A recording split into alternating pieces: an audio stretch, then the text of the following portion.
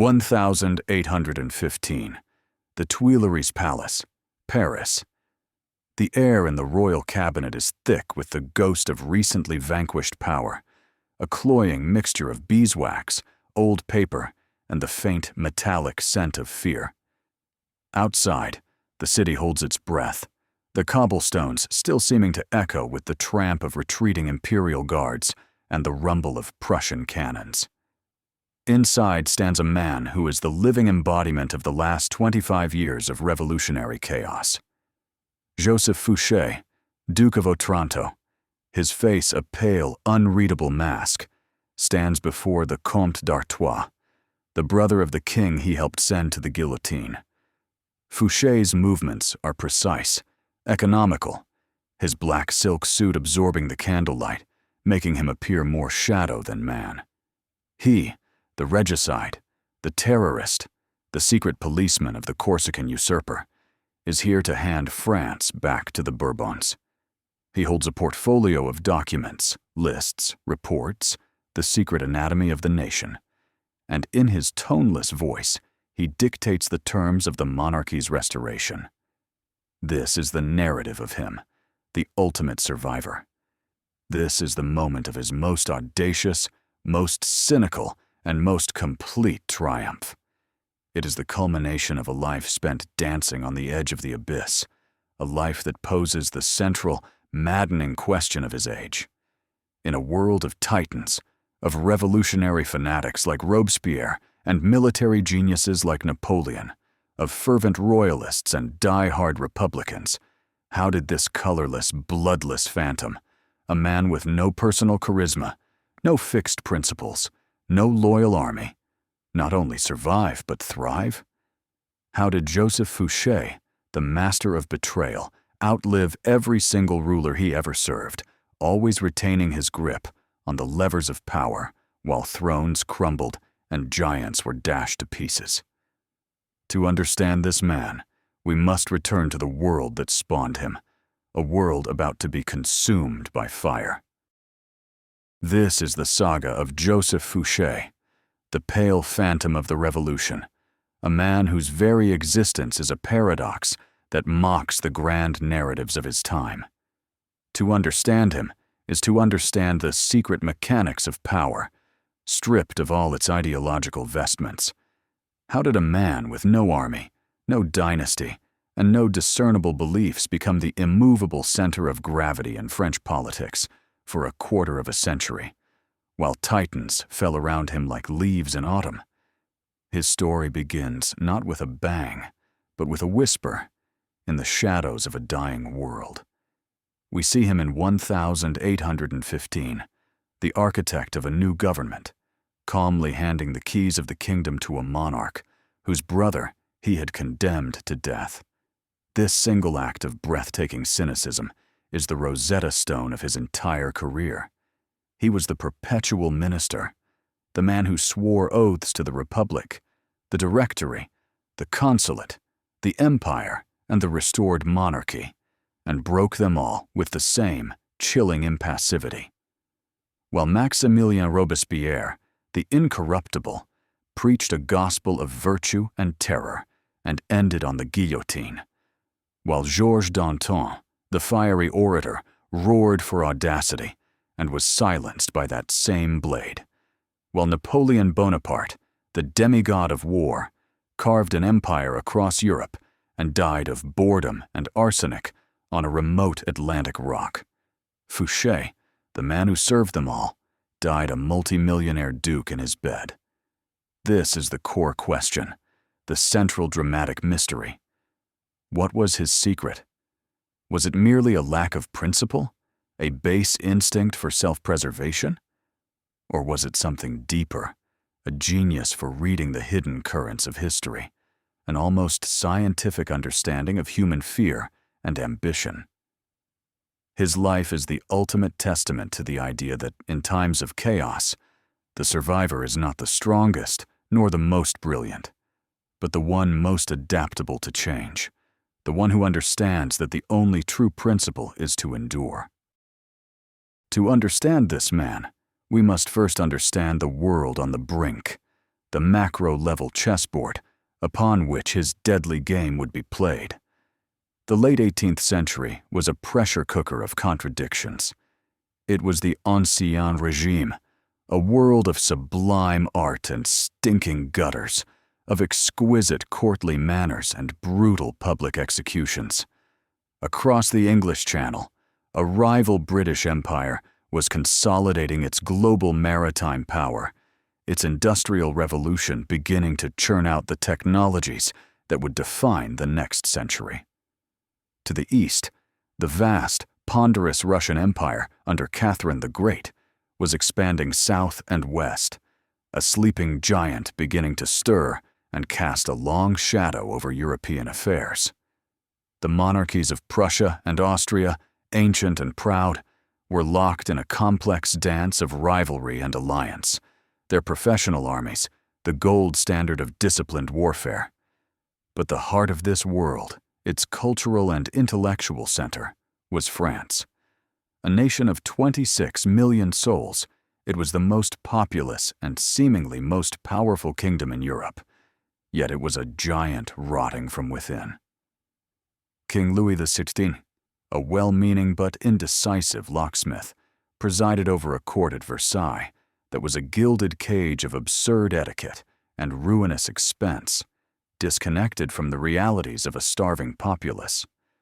The French state was technically bankrupt, its treasury drained by extravagant wars, most recently its decisive but costly support for the American Revolution, an act that, ironically, helped export the dangerous ideas of liberty and republicanism back into its own absolutist society.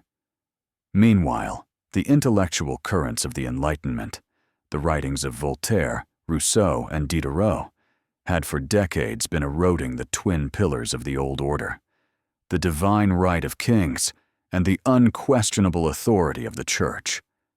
A new and dangerous idea was in the air, that sovereignty resided not with the king, but with the people.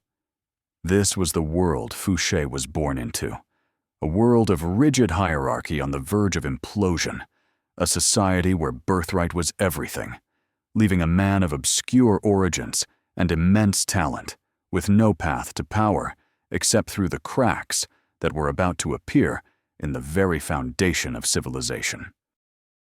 The origins of the future. Duke of Otranto were as gray and unremarkable as the misty Atlantic coast from which he hailed. Born in 1759 near the port city of Nantes, Joseph Fouché was not the product of aristocracy or military renown, but of the modest merchant class. He was a frail, anemic, and conspicuously pale child, with a face that seemed destined for obscurity. His thin lips, cold, watchful eyes, and silent demeanor set him apart from other children.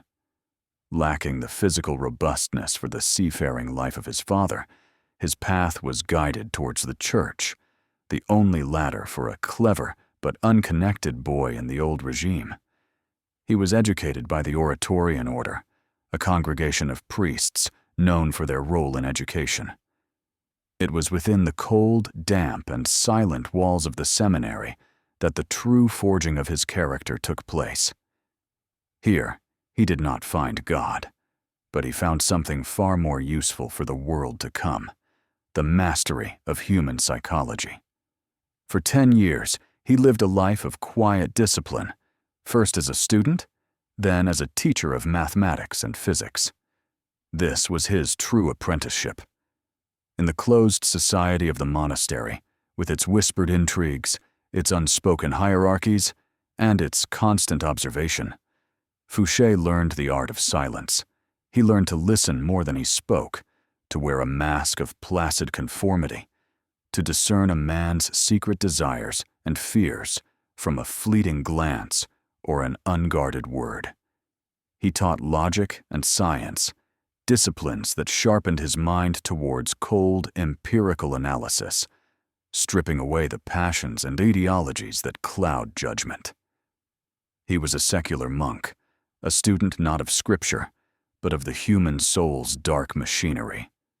This decade of monastic quietude was the crucible that created the perfect spy master.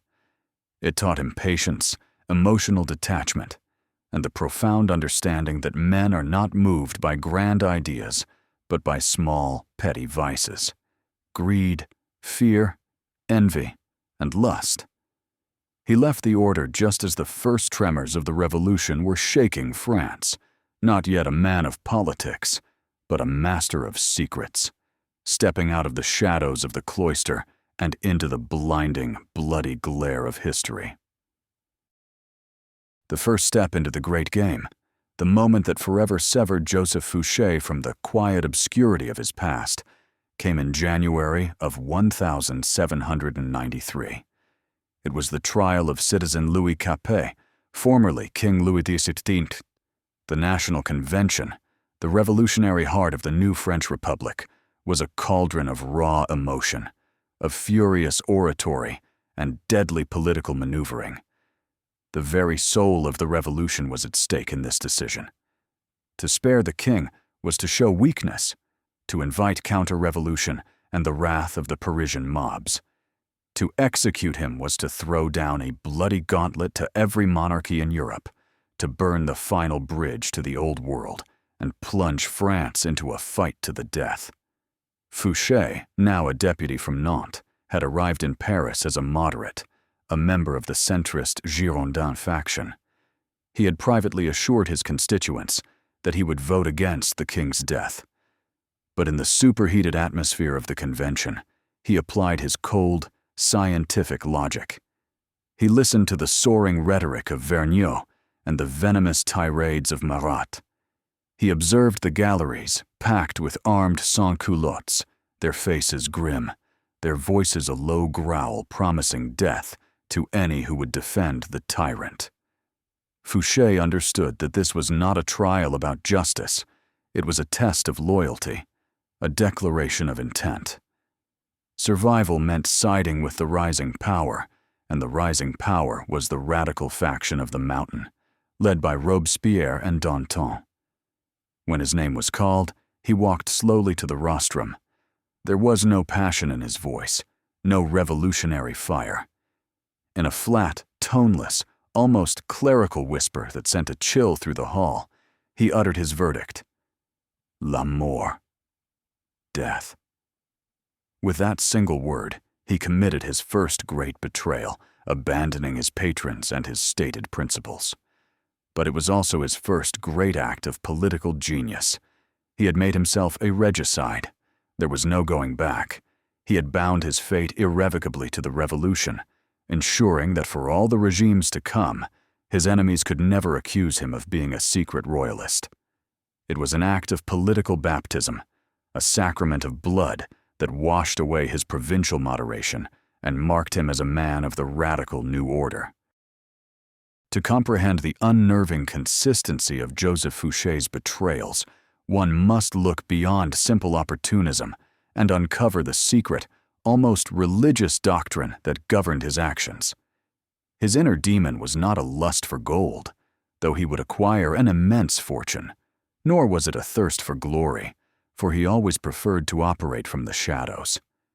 His driving force was a cold, pathological terror of powerlessness, a deep-seated fear of being erased and forgotten, forged in his youth as an obscure, physically unimpressive teacher in a world that prized birth and bravado. This fear mutated into what can only be described as a theology of survival, a belief system in which his own indispensability was the highest good. He saw politics not as a clash of ideologies. Republicanism, monarchism, Bonapartism were to him merely different costumes worn by the same frail and foolish human actors, but as a chaotic system governed by predictable forces, a kind of political physics. His decade in the seminary had taught him to see the world as a fallen place, driven by base self-interest. He had the conviction of a cynical priest that mankind was irredeemable, and that any political system built on ideals of virtue or loyalty was doomed to collapse. His God was the state, an abstract entity whose survival was paramount, and he saw himself as its high priest, its necessary guardian. This gave him a peculiar form of justification for his endless treacheries. When he betrayed Robespierre, he was saving the Republic from the madness of the Terror. When he betrayed the Directory for Bonaparte, he was saving France from chaos and weakness. When he betrayed Napoleon for the Bourbons, he was saving the nation from endless war and destruction. In his own mind, he was not a traitor to men. He was the ultimate servant of France itself, the one constant physician attending to the nation's chronic illnesses. This core belief that he, and he alone, stood between order and annihilation was the source of his unnerving calm and his absolute ruthlessness. It allowed him to send men to their deaths in Lyon with the detachment of a surgeon removing a tumor, and to switch allegiances with the cold logic of a mathematician solving an equation. His secret motivation was the conviction that without Joseph Fouché at the center of the web, the entire edifice of the state would collapse into dust.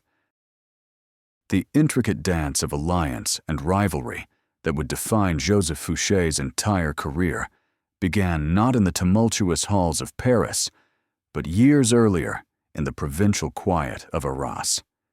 It was here that he had his fateful encounter with a man who would become his first great nemesis and his first great lesson in the art of political survival: Maximilien Robespierre. In the late 1780s, before the world turned upside down, Fouché was a humble physics teacher at the Oratorian College, and Robespierre was a fastidious, ambitious local lawyer, already known for his passionate advocacy for the poor and his rigid moral compass. They were both men on the outside of the established order, members of the provincial intelligentsia, brimming with the ideas of Rousseau and the Enlightenment. They became friends, or something like it. Robespierre, the austere idealist, was reportedly a frequent guest at Fouché's home. There is even a persistent, though likely apocryphal, story that Robespierre borrowed money from Fouché, and perhaps even briefly courted his future wife's sister. This early relationship was a meeting of two opposite poles of the coming revolution. Robespierre was a true believer, a man who saw the world in stark black and white, as a battle between virtue and corruption. He was a political theologian, convinced that a perfect society could be engineered through the ruthless application of principle. Fouché, by contrast, was already a supreme pragmatist, a man who saw the world in infinite shades of gray. He was a political scientist, interested not in how men should be, but in how they are: weak, fearful, and easily manipulated. Their paths diverged sharply once they arrived in Paris as deputies to the National Convention. While Robespierre ascended to become the incorruptible, the high priest of the Terror, Fouché followed a more serpentine path.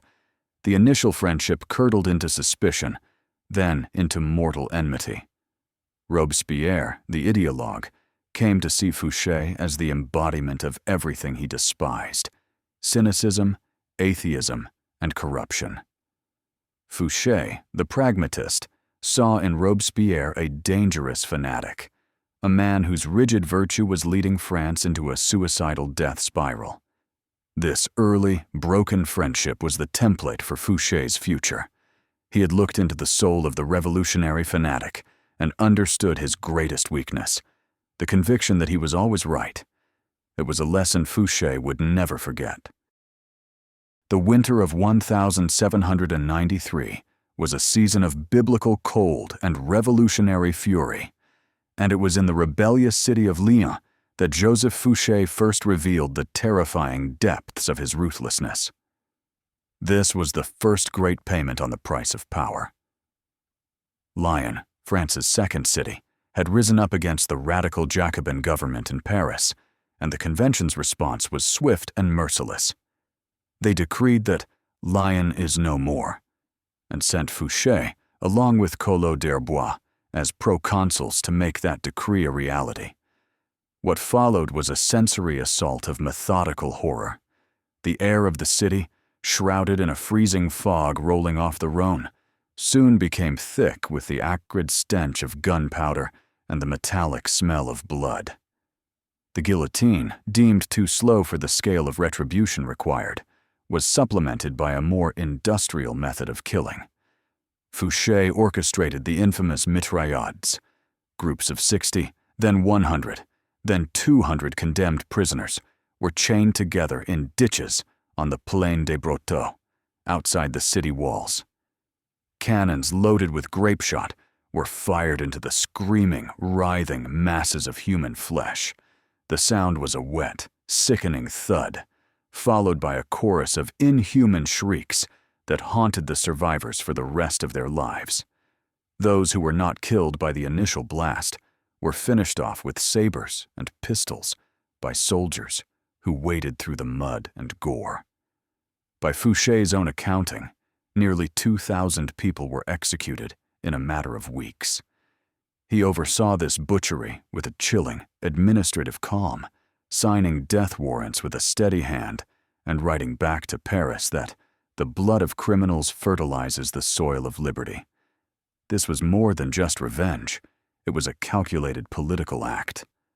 Fouché, the moderate, needed to erase all doubt about his revolutionary credentials. The Butcher of Lyon was born.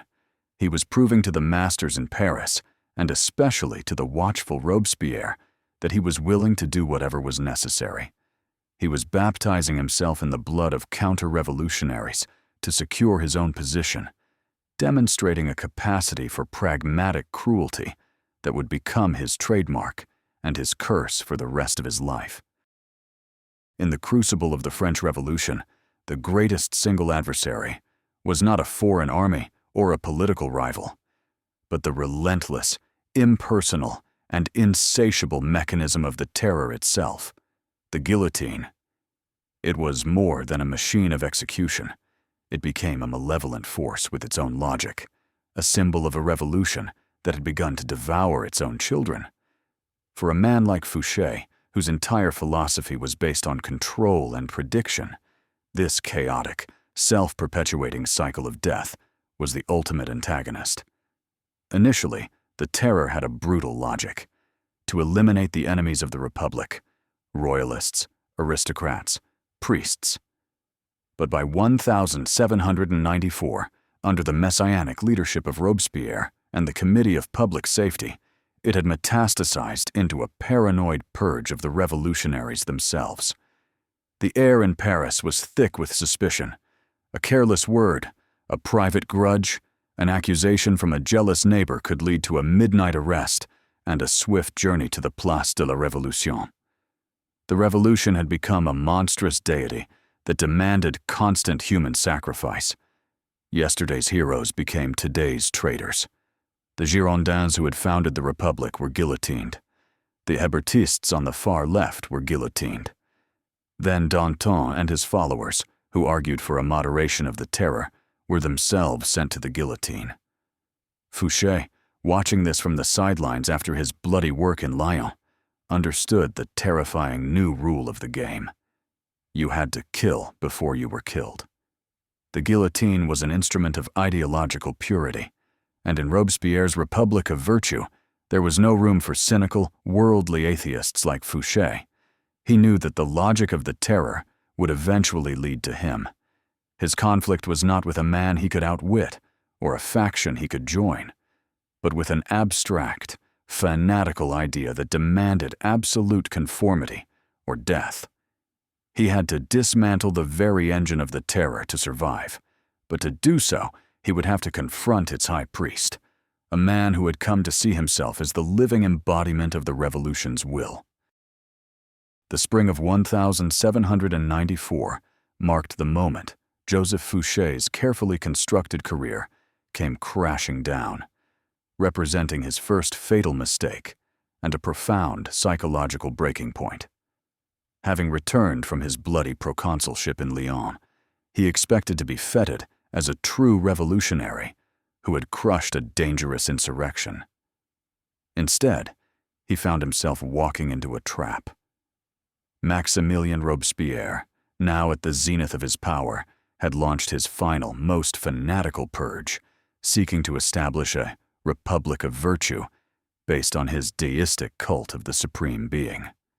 Fouché, the notorious atheist, who had mockingly presided over anti-clerical festivals and declared that death is an eternal sleep, was the living embodiment of the cynical corruption Robespierre sought to eradicate. He was publicly denounced by the incorruptible in a fiery speech at the Jacobin Club. Robespierre accused him of perfidy, of amassing a fortune in Lyon, and of shielding traitors. For Fouché, this was more than a political attack. It was a death sentence.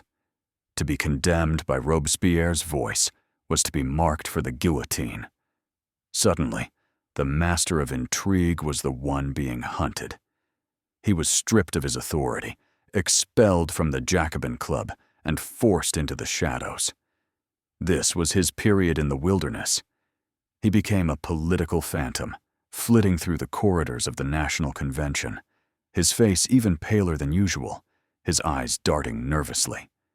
He saw former colleagues avert their gaze, terrified of being associated with a marked man.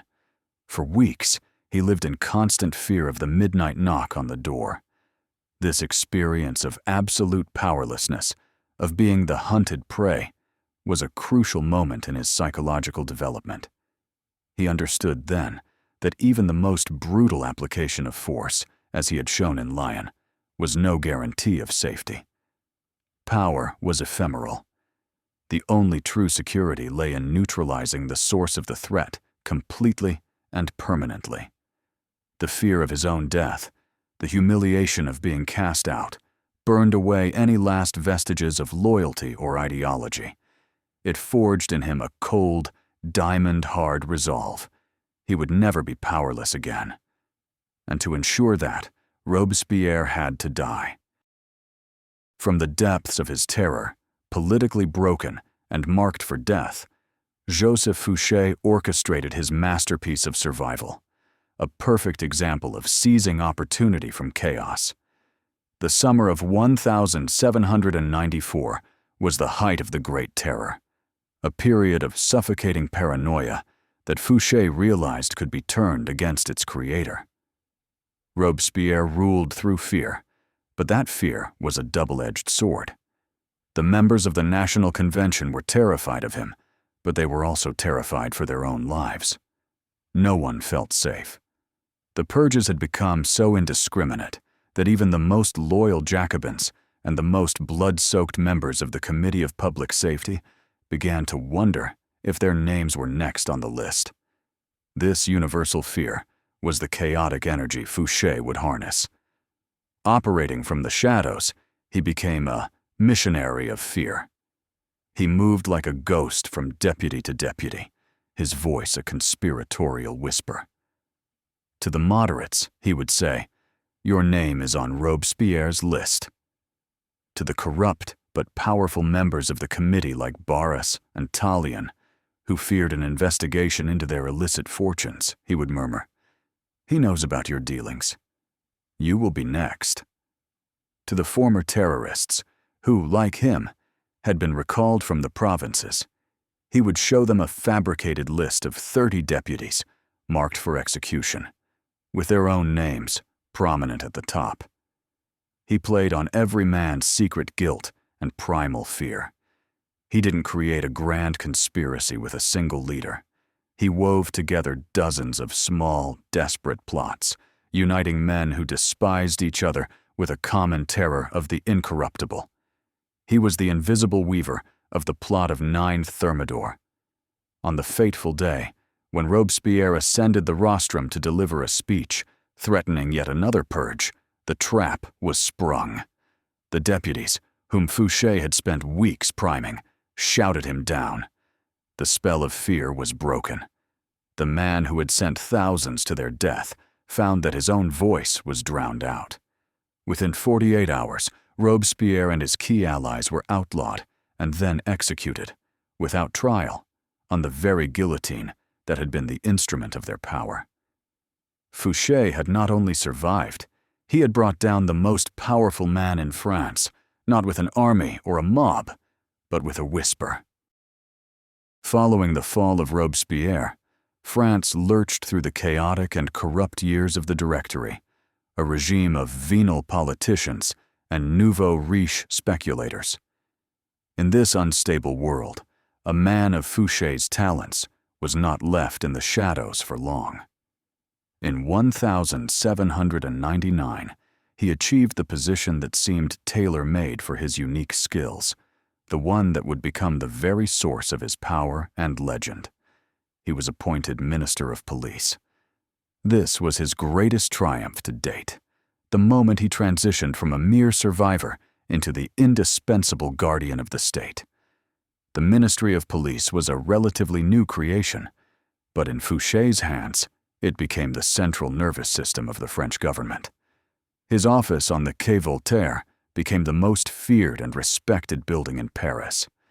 From here, he began to construct the most formidable intelligence network Europe had ever seen. The sensory experience of his ministry was one of quiet, bureaucratic omniscience. It was a world of sealed letters, coded messages, and softly closing doors. The air smelled of ink, sealing wax, and the dry dust of endless files. Fouché sat at the center of this web like a pale, patient spider. His agents were everywhere. They were society hostesses in the salons of the Faubourg Saint-Germain, prostitutes in the brothels of the Palais Royal, disgruntled servants in the homes of foreign diplomats, and radical workers in the taverns of the Faubourg Saint-Antoine. He had spies in the army, in the ministries, and even among the other directors themselves. He paid for information from all sides: royalists, Jacobins, bankers, and priests. Every day, a river of reports flowed onto his desk, giving him an almost godlike overview of the nation's secret life. A planned royalist uprising in the Vendée, a Jacobin plot to overthrow the government, a financial scandal about to break. He mastered the art of information control, using his knowledge to defuse plots before they began, to blackmail political rivals, and to make himself the one man who knew all the state's secrets. He was no longer just a politician. He was the nation's confessor, its protector, and its blackmailer. At the summit of his clandestine empire, the psychology of Joseph Fouché underwent a profound transformation.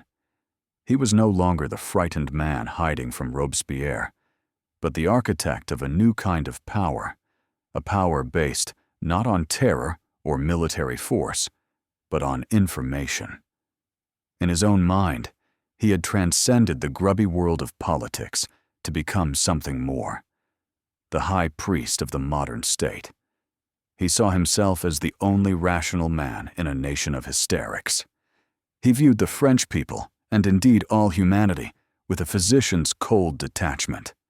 They were a sick patient, prone to fevers of idealism, whether royalist or Jacobin, and his role was to manage the disease, to keep the patient stable through a carefully administered diet of surveillance, manipulation, and occasional surgical interventions.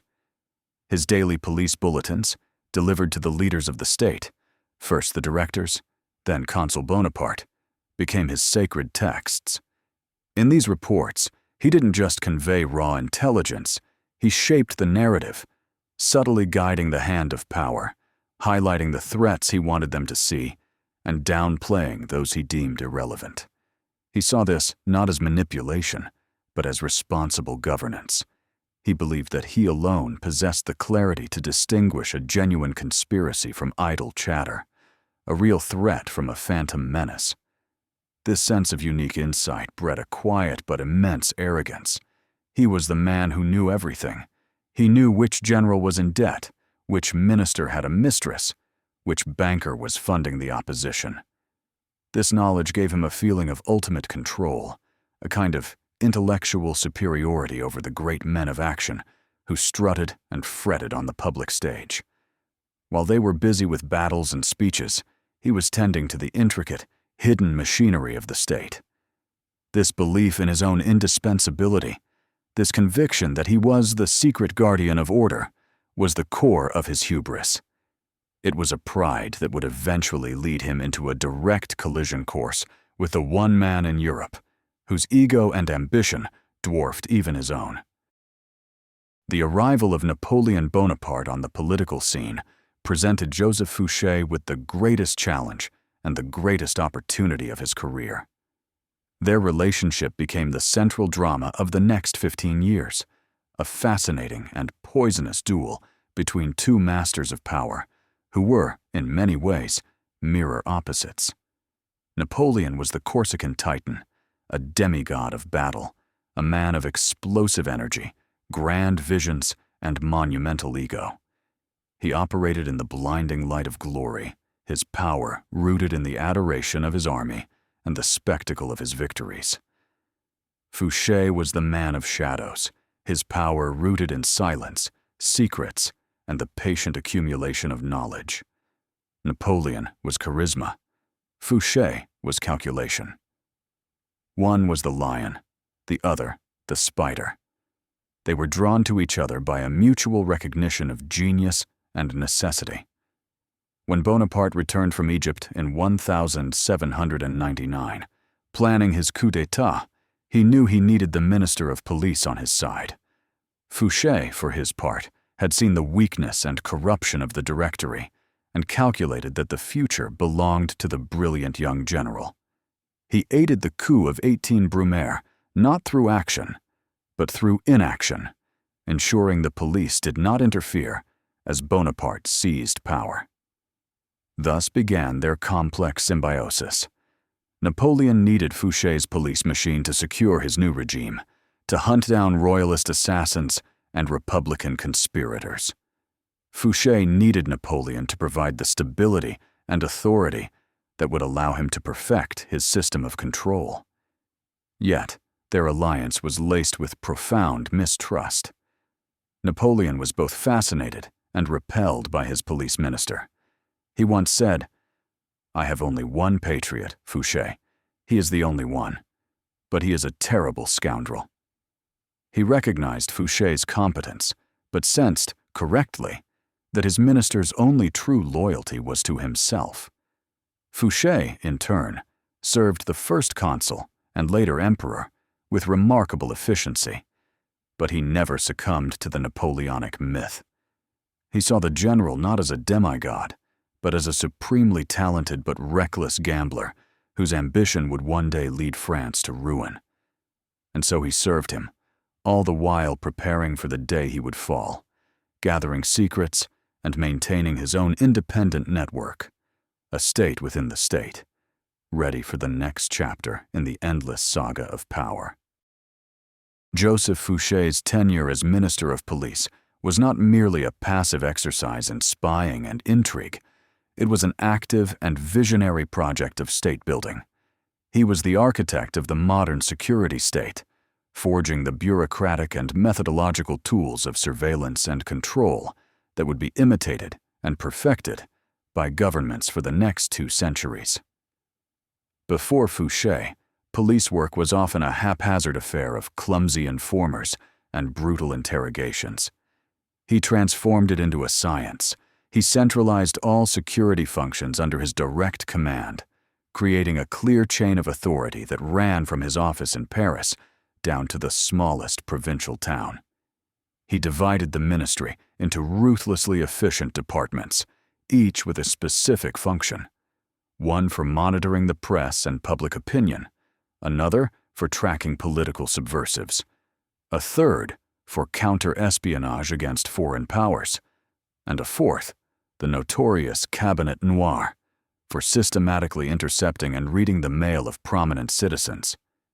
He created the first comprehensive filing system of political dossiers, a vast paper archive containing the secrets, weaknesses, and connections of every person of influence in France.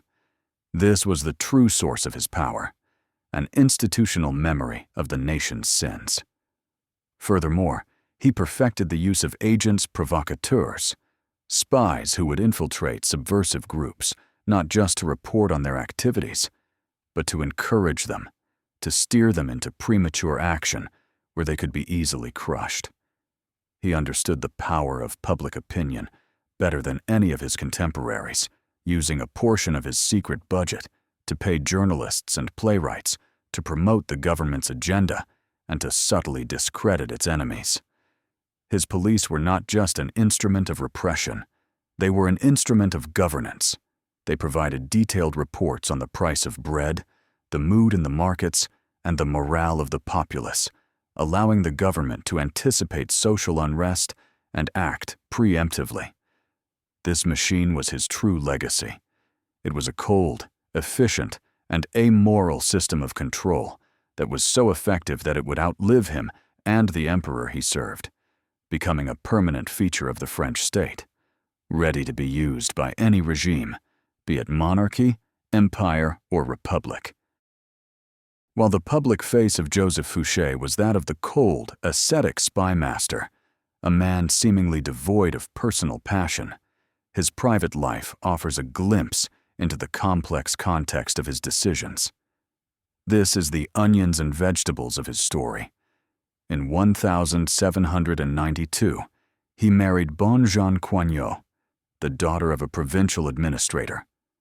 By all accounts, their marriage was a surprisingly stable and affectionate one. She was reportedly plain and serious, a partner who understood the precarious world her husband inhabited and provided a sanctuary of bourgeois normality away from the deadly intrigues of Paris. Together, they had several children, and Fouché, the man who sent thousands to their deaths, appeared to be a devoted, if emotionally distant, father. His primary concern was securing a future for them, and this drove his second, great passion, the accumulation of a colossal fortune.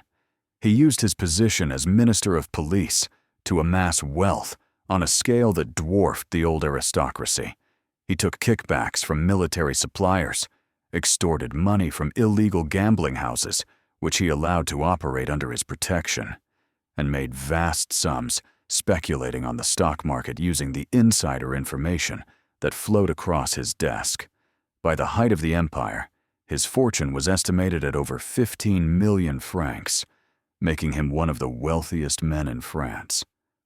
This wealth was not for lavish display. It was for security. It was the foundation of his dynasty, the means to ensure that his children would never experience the powerlessness of his own youth. He bought a magnificent estate at Ferrières, and, in one of history's great ironies, this regicide who had voted to strip the nobility of their privileges coveted a title more than anything. Napoleon, understanding this weakness, eventually granted it to him, making him the Duke of Otranto in 1809. His family life and his fortune were two sides of the same coin. They were a fortress he built against the chaos of the world, a desperate attempt by the master of secrets to create a legacy that could not be erased by the next turn of the political wheel. For a decade, the partnership between Napoleon and Fouché, however strained, had been brutally effective. But in 1809, the first serious cracks appeared in their alliance, revealing the profound ideological chasm between the two men. This was the Walcheren affair, Fouché's first great miscalculation. The emperor was away from France, fighting a difficult campaign against the Austrians that culminated in the bloody Battle of Wagram. While the bulk of the French army was hundreds of miles away on the Danube, the British launched a massive amphibious invasion, landing 40,000 troops on the Dutch island of Walcheren with the aim of seizing Antwerp. Paris was in a panic.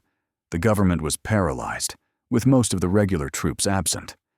It was in this moment of crisis that Fouché, then serving as both Minister of Police and Minister of the Interior, made a fateful decision. Acting on his own authority, without waiting for orders from the distant emperor, he took charge. He issued a stirring proclamation, calling on the citizens to defend the nation. More significantly, he used his authority to reactivate the old units of the National Guard, a citizen militia with revolutionary and republican overtones that Napoleon deeply distrusted. Fouché's logic was impeccable. It was a national emergency, and he was using the resources at hand to defend the homeland. His mobilization was swift and effective, and the British threat to Antwerp was contained. However, when Napoleon learned of this back at his headquarters, he was not grateful. He was incandescent with fury. He saw Fouché's actions not as patriotic competence, but as a supreme act of hubris and a direct challenge to his authority. Who was this police minister to raise an army in his name? In Napoleon's paranoid mind, an army raised by Fouché could one day be used against him. For the emperor, there could be only one source of power and initiative in the state: himself. The incident exposed their fundamental disagreement. Fouché believed in the abstract state, which must be defended by any means necessary.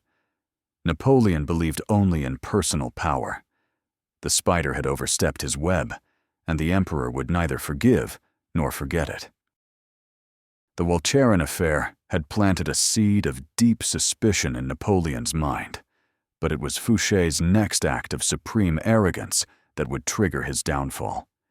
This was the fateful decision to conduct his own secret foreign policy. By 1810, Fouché had become convinced that Napoleon's endless wars were bleeding France dry and would inevitably lead to his destruction. He saw the emperor as a genius, trapped by his own nature, a man incapable of making a lasting peace. Driven by his unique brand of patriotic hubris, Fouché came to believe that he alone could save France from the emperor's self-destructive ambition. He decided that he would be the one to secure the peace with Britain that had eluded Napoleon for so long. Without any official sanction, using a shady financier as a back-channel intermediary, Fouché opened secret negotiations with the British cabinet. It was an act of breathtaking audacity. A minister of state conducting his own diplomacy in direct opposition to the known policy of his sovereign. The psychology behind this error was complex. It was partly a calculated risk, an attempt to create an outcome where he could present Napoleon with a fait accompli and be hailed as a savior. But it was also driven by his deep-seated intellectual arrogance, his conviction that he understood the strategic situation of Europe better than the military genius who conquered it. He saw Napoleon as a man blinded by glory, while he was the clear-eyed realist. He failed to comprehend the one inviolable rule of Napoleon's world. All power, all glory, all initiative flowed from the emperor alone. He had fundamentally misjudged the psychology of his master, believing he could be managed through reason and results, when in fact Napoleon was a creature of passion and ego who would tolerate competence, but never independent authority. This secret negotiation was not just a political misstep. It was an act of treason, born from the conviction that he was smarter than God, and it would bring the full weight of imperial wrath crashing down upon him. The discovery of Fouché's clandestine negotiations with the British triggered one of the most famous and dramatic confrontations of the Napoleonic era. The emperor, having been alerted to the back-channel communications by his own spies, summoned his minister of police to the palace of Saint-Cloud in June of 1810. This was Fouché's greatest catastrophe. He walked into the emperor's study to find Napoleon in a state of controlled, volcanic fury. The sensory experience of the room must have been terrifying.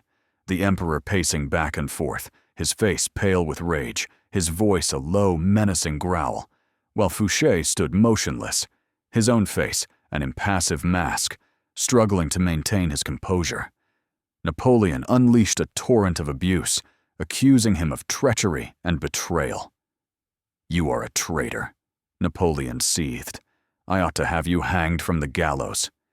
He accused Fouché of thinking he was the king, of running his own government, of believing he could dispose of the crown. For Fouché, this was the ultimate humiliation. For 15 years, he had been the man in the know, the one who pulled the strings from the shadows. Now he was exposed, caught in a clumsy plot, and being dressed down like a common servant.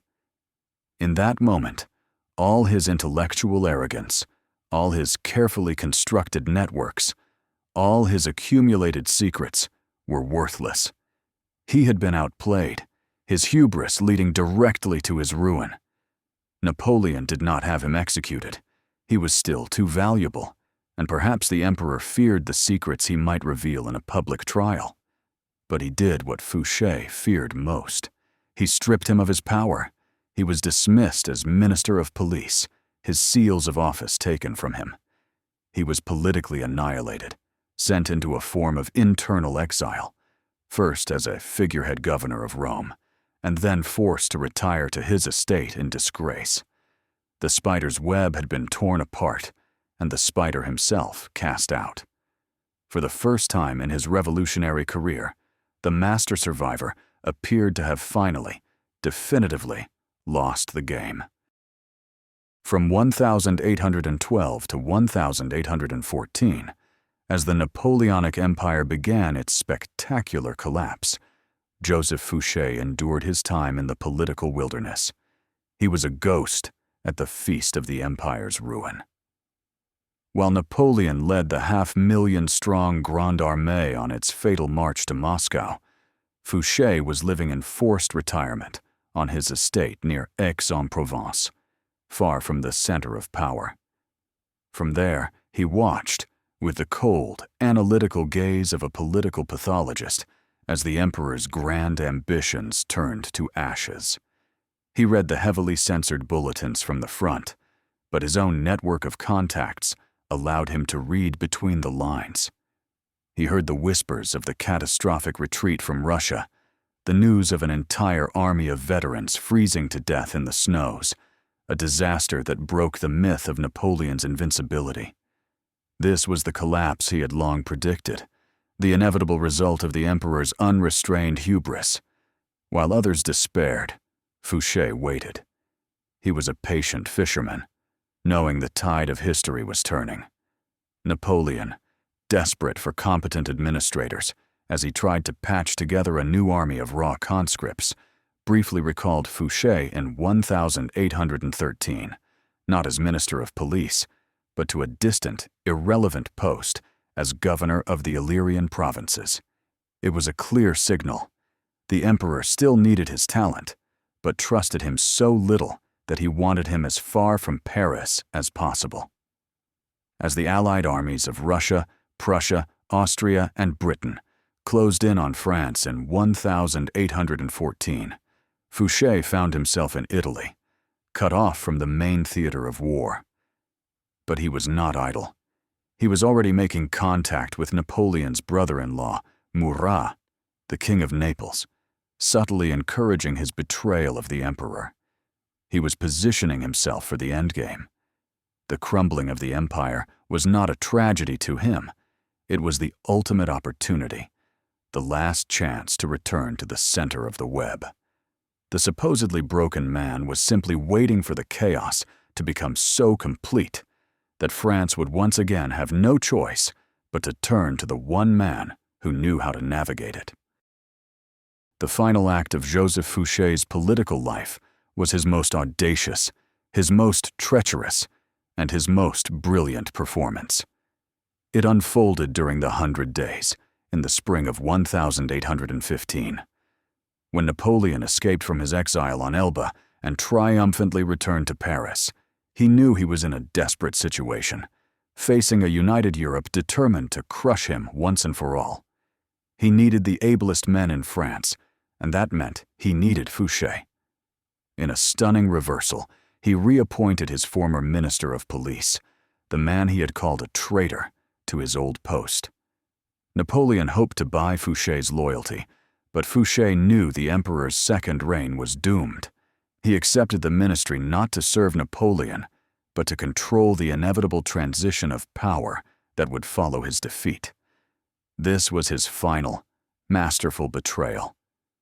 While serving as Napoleon's chief of security, he was simultaneously in secret communication with all of the emperor's enemies, with Metternich in Austria, with Wellington, and most importantly, with the agents of the exiled king Louis XIII. He played a breathtaking double game.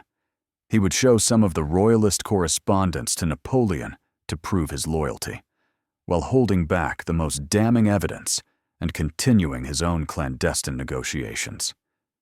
His goal was to make himself the indispensable man in the aftermath of the coming French defeat. When the news of the catastrophe at Waterloo reached Paris, Fouché acted with lightning speed.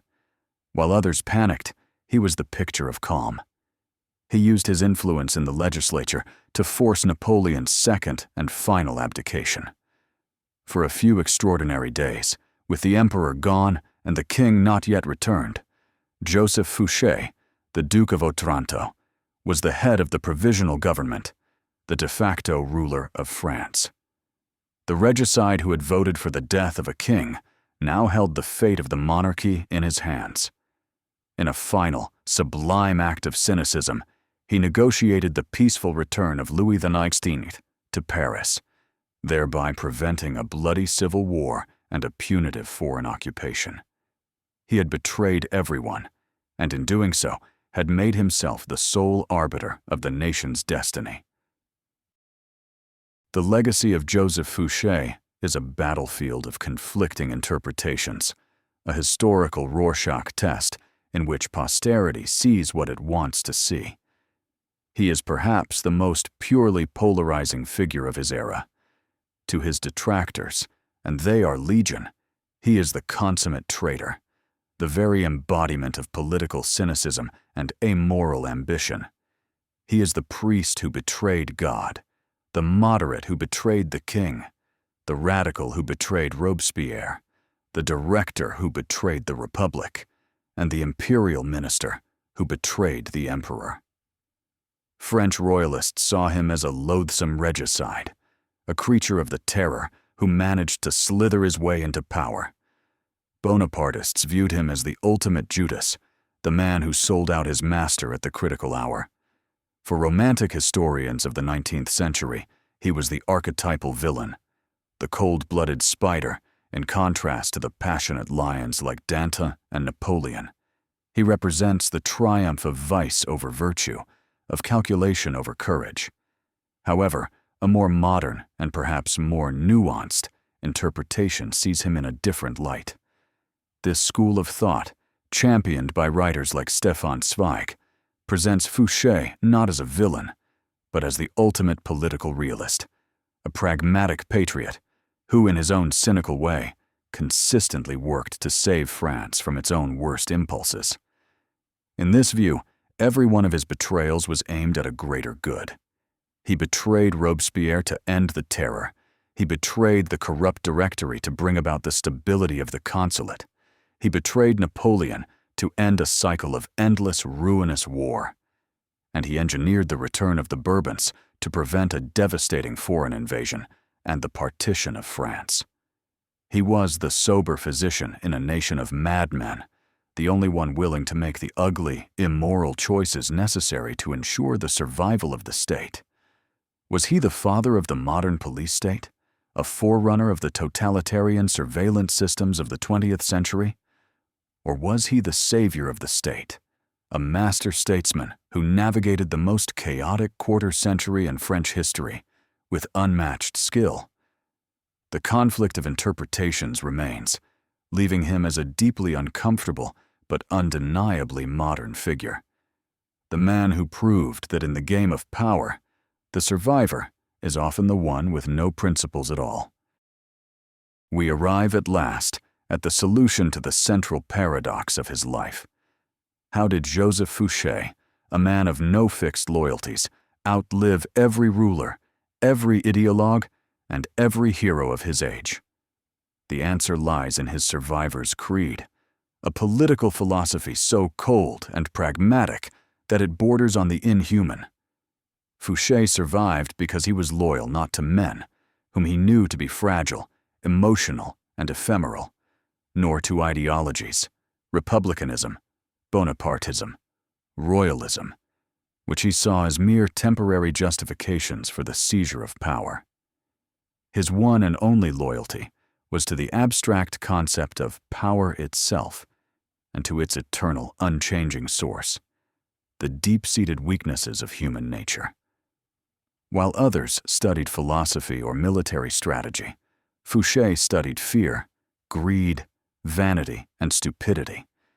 He understood that these were the true levers of history. He survived Robespierre because he understood that the incorruptible's greatest weapon, fear, could be turned against him. He survived the Directory because he understood its venality and weakness. He survived Napoleon because he understood that the emperor's genius was shackled to an ego that would never allow him to stop, and that this fatal flaw would eventually destroy him. His second secret was his absolute emotional detachment. He possessed what has been called a refrigerated soul. He never allowed hatred, love, or personal loyalty to cloud his judgment. His betrayals were not acts of passion. They were calculated, logical moves in a complex chess game. When he handed over his list of co-conspirators to Barras to save himself from the Thermidorian reaction, it was without malice. When he organized the return of Louis XVI, it was without any newfound love for the monarchy. Each act was a simple, logical solution to the problem of his own survival, and by extension, what he saw as the survival of France. Finally, he survived because he made himself indispensable. His police machine, his vast network of spies and secrets, became the nervous system of whatever regime was in power. To get rid of Fouché was to blind the state, to render it deaf and vulnerable. He was the necessary evil, the poison that also served as the only antidote. He did not outlive the giants of his era by being stronger or braver. He outlived them by making himself the one man they could not afford to kill. The ultimate verdict of history on Joseph Fouché is that he is the ghost in the machine of the modern state. His life offers a chilling and profoundly modern lesson about the nature of power. He represents the triumph of the administrator over the visionary, the bureaucrat over the charismatic leader, the spy over the soldier. While Napoleon represents the romantic, heroic vision of history as the story of great men and their grand ambitions, Fouché represents the colder, more cynical reality. That history is often shaped behind the scenes by faceless, amoral men who manage the machinery of control. He is the precursor to the intelligence chiefs, the secret police directors, and the political technocrats of the 20th and 21st centuries. His career demonstrates that in the complex, centralized nations that emerged from the fires of the revolution, true power lies not in the crown or the flag, but in the control of information. He was the first to truly understand that knowledge is power, that surveillance is sovereignty. The universal lesson of his life is about the profound and often terrifying divorce between politics and morality. Fouché proved that it is possible to be a political genius while being a moral vacuum. He compels us to confront an uncomfortable truth, that the qualities we often despise in a man, disloyalty, cynicism, a lack of conviction, can be in the brutal arena of politics the very keys to survival and success. He is the patron saint of the pragmatist, the ultimate survivor who teaches that ideology is a luxury for those who can afford it, and that for the rest, the only ism that matters is survivalism. He is the ghost that still haunts the corridors of power, a perpetual reminder of the state's secret heart.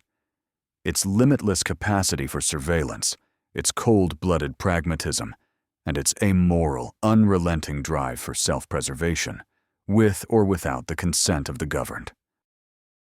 The final frame of this epic saga is not one of battlefield glory or revolutionary fervor. It is a scene of profound, almost banal, quiet. The year is 1820.